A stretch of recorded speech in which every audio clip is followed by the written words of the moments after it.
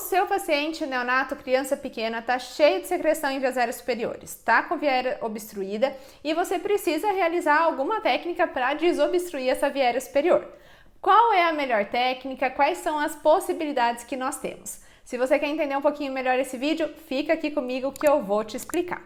Pois bem, as crianças, a gente tem que lembrar que até cerca de 4, 6 meses de vida, elas são respiradoras nasais.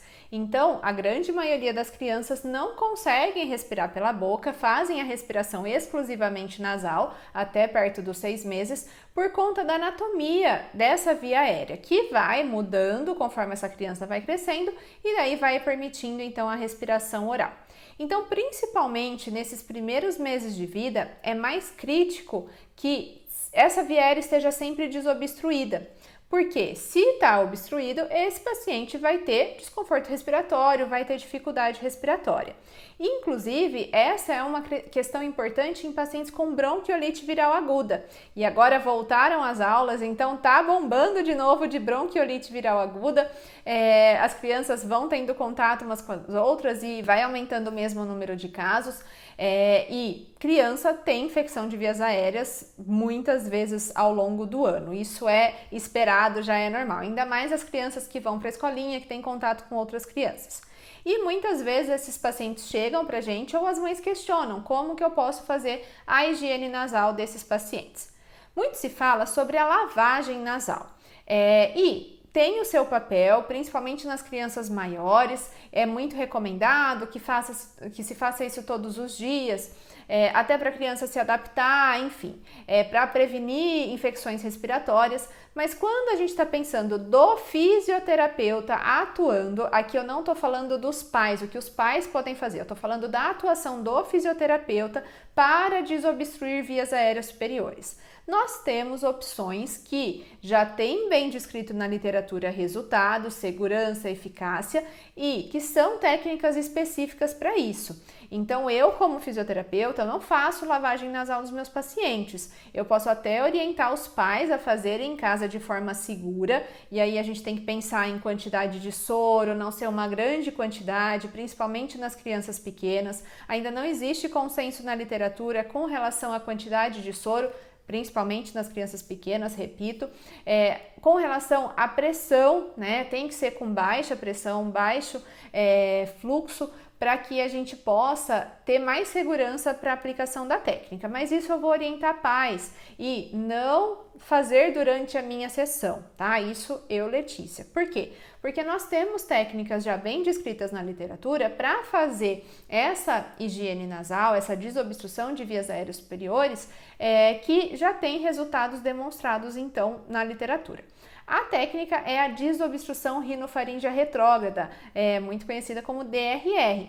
Essa DRR ela pode ser associada à instilação de soro fisiológico e aí ela vai ser chamada de DRRI ou não, simplesmente ir lá e fazer a técnica sem instilar soro fisiológico inicialmente. Prestem atenção que essa instilação de soro fisiológico é em pequena quantidade. Então, mesmo que você faça a instilação de soro, geralmente eu uso uma seringa de 1 ml para as 2 narinas e sobra, né? Dá para fazer mais de uma vez a manobra, porque sobra, é só para lubrificar mesmo, para hidratar um pouquinho a mucosa antes de você realizar a técnica. A DRR, também é importante lembrar que além dessa quantidade de soro, ela é totalmente diferente de lavagem nasal ou de simplesmente instilar soro na narina. A DRR é uma técnica descrita como uma técnica de inspiração forçada. Quando a gente fala de técnicas atuais, modernas de fisioterapia respiratória, essas técnicas elas são divididas em técnicas de variação de fluxo da inspiração e da expiração, e tanto a ins como a ex pode ser realizada de forma lenta ou forçada de acordo com o objetivo que você quer atingir. No caso das técnicas de inspiração forçada, o objetivo é promover desobstrução de vias aéreas superiores. Então, por isso, nós realizamos a DRR para essa desobstrução e não tem nada a ver com lavagem nasal e instilação de soro fisiológico.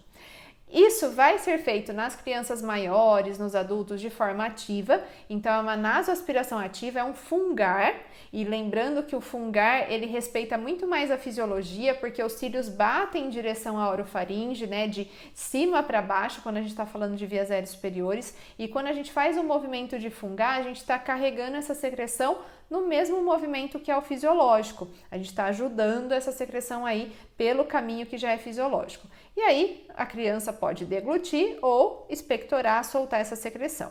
No caso dos bebês, crianças pequenas, a gente vai fazer essa manobra, né, essa inspiração forçada de forma passiva.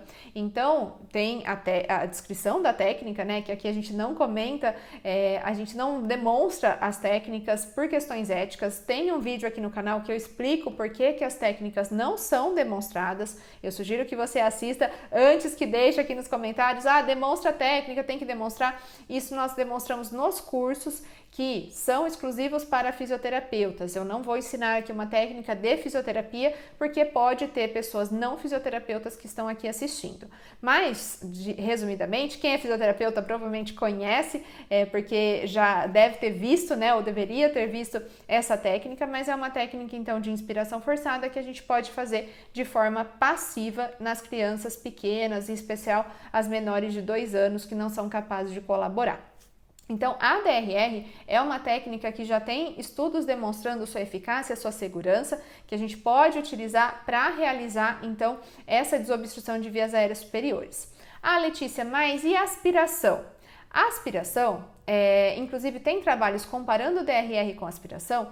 A aspiração ela está relacionada a uma série de complicações. Ela está relacionada à irritação desse bebê, lesão de mucosa, e quanto mais a gente faz lesão dessa mucosa, mais secreção vai ser produzida e acaba virando um ciclo. Então, a aspiração de vias aéreas superiores, pensando em desobstrução dessas vias aéreas superiores, ela só vai ser indicada numa condição de emergência, que esse bebê está com um desconforto muito importante e a gente está percebendo que esse desconforto vem de via aérea alta e não está respondendo a DRR, ou tem contraindicação da DRR, por exemplo, um paciente que não tem tosse eficaz, é uma contraindicação da técnica, né?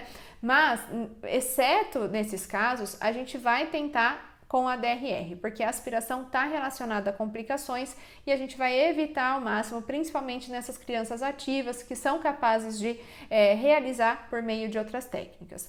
Uma opção, caso não responda a DRR, é fazer a aspiração minimamente invasiva, que já está descrita também na literatura, apesar de não ter resultados robustos ainda. Mas nessa minimamente invasiva, então tem alguns dispositivos específicos para isso, ou pode ser utilizado também uma seringa de 1 ml conectada ao vácuo, que a gente vai só encostar aqui na narina e não introduzir sonda. Então seria uma aspiração sem sonda, sem introdução de sonda, vai ser só pela narina.